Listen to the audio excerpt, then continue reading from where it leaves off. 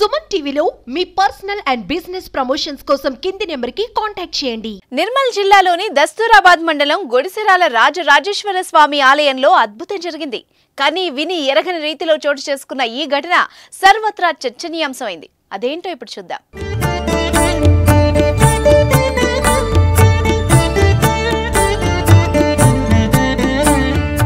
శివయ్య భక్తులే కాదు నేను కూడా అంటూ మహాశివరాత్రి పర్వదినం రోజున శివయ్యను పూజించడానికి ఆలయంలో నాగుపాము ప్రత్యక్షమైంది. ఆ భోలా శంకరుణ్ణి నాగుపాముని దర్శించుకుని భక్తులు తమ మొక్కులు తీర్చుకున్నారు.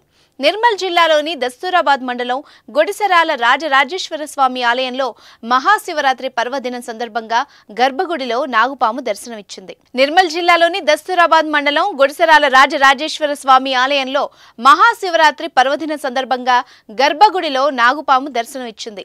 మహాశివరాత్రి రోజు నాగుపాము దర్శనం ఇవ్వడంతో మహాభాగ్యమని భక్తులు ప్రత్యేక పూజలు చేశారు.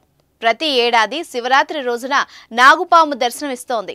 ప్రతి ఏడాది శివరాత్రి అర్ధరాత్రి వేళ జాగరణ సమయంలో ఆలయం గర్భగుడిలో నాగుపాము దర్శనమిస్తోంది.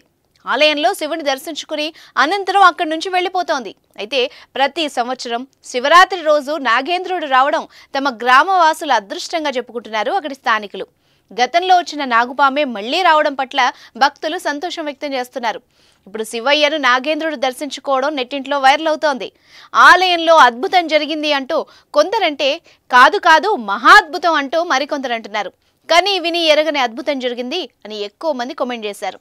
అక్కడ వాళ్ళ అదృష్టవంతులని ఓ నెటిజన్ పేర్కొన్నాడు. ప్రతి శివరాత్రికి నాగుపాము శివయ్యను దర్శించుకోవడంపై మీరేమనుకుంటున్నారో కామెంట్ రూపంలో తెలపండి.